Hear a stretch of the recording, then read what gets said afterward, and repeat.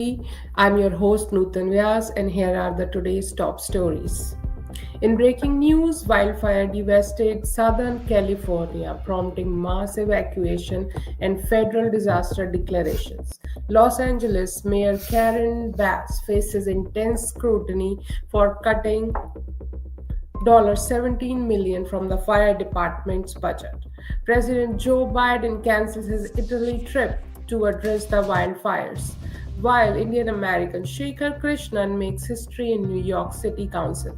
Prime Minister Modi celebrates the completion of the Genome India Project, and India's Supreme Court enforces education rights for daughters.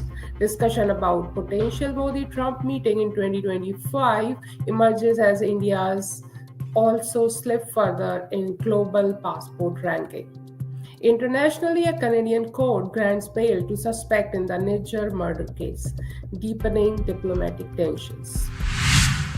In breaking news, wildfire ravaged Southern California. California is reeling under the impact of devastating wildfires that have claimed at least 5 lives, injured dozens, and displaced over 100,000 people.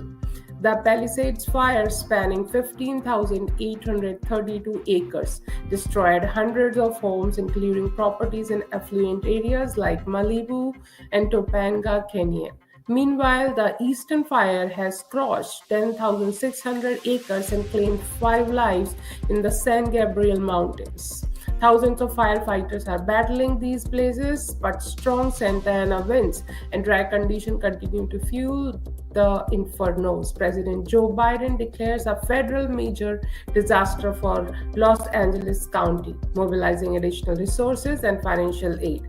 Damage estimates run into billions, with emergency shelter overwhelmed by evacuees. The fire highlights California's vulnerability to climate induced disaster. Relief efforts are underway, but containment remains a challenge as officials brace for worsening conditions.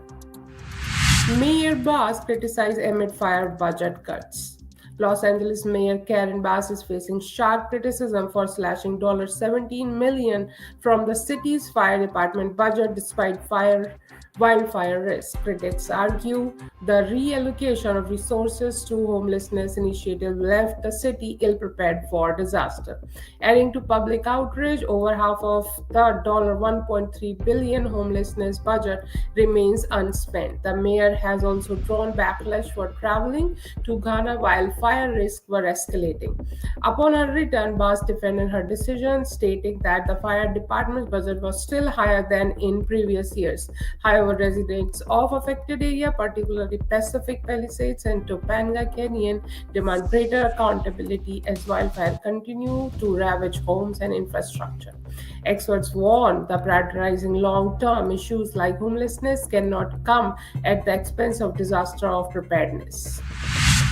Biden cancels Italy trip amid fire crisis. President Joe Biden canceled his planned visit to Italy to focus on the escalating wildfire crisis in Southern California. The trip would have included a meeting with Ukrainian President Volodymyr Zelensky in Rome, Biden's final foreign engagement as a president.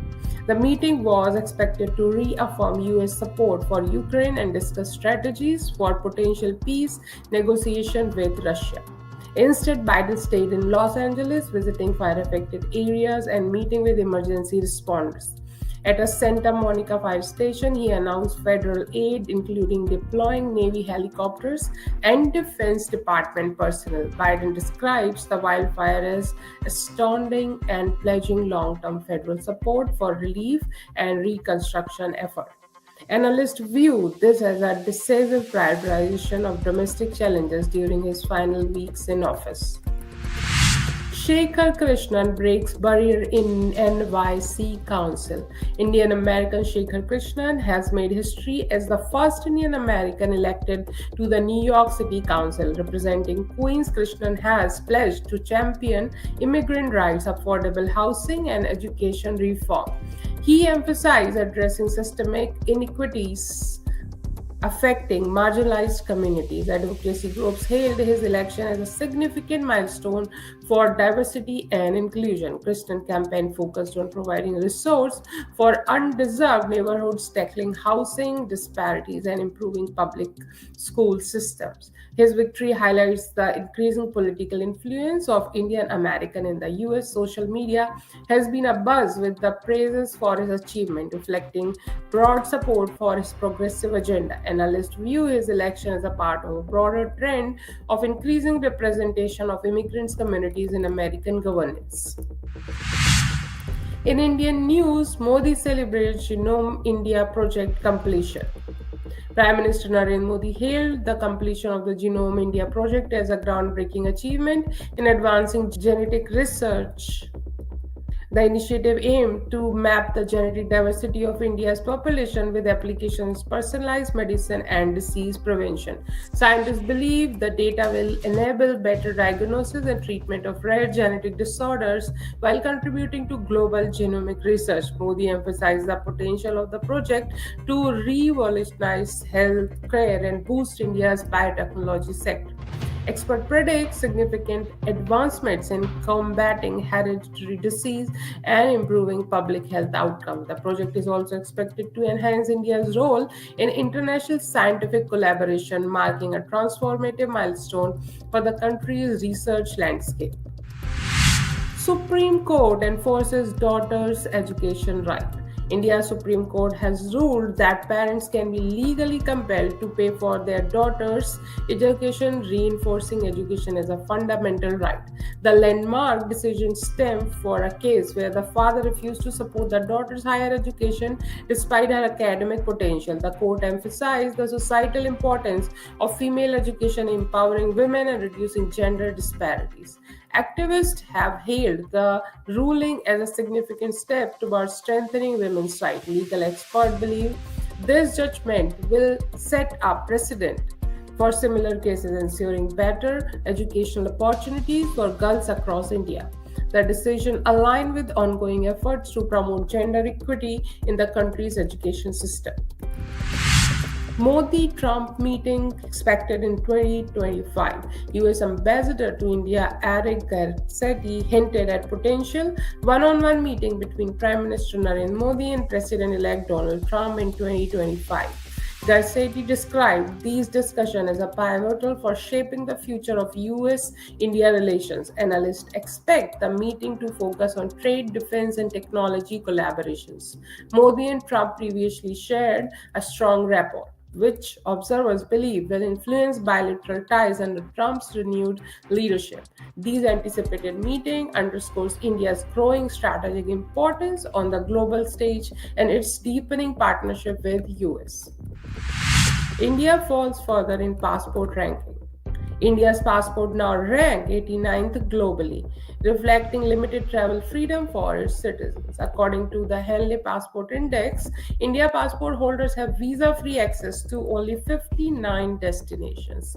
This decline comes amid rising global travel restriction and growing competition among nations for better mobility rights. Critics argue that the ranking fails to align with India's growing economic and geopolitical influence. Analysts suggest that improving diplomatic ties and easing visa agreement could enhance India's passport strength. However, the government has yet to respond to the latest ranking.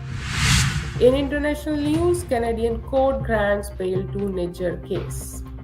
A Canadian court has granted bail to 4 Indian origin suspects in murder case of Khalistani leader Hardeep Singh Nijjar.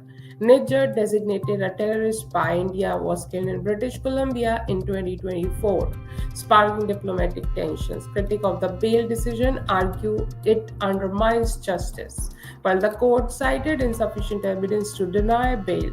The case has strained India-Canada relations, with both governments closely monitoring developments. Observers warn that the situation highlights ongoing challenges surrounding diaspora politics and transitional security. The investigation remains active as both sides call for transparency and accountability. That's all for tonight's bulletin. Thank you for tuning into Bharat TV, and stay safe and see you next time. Thank you.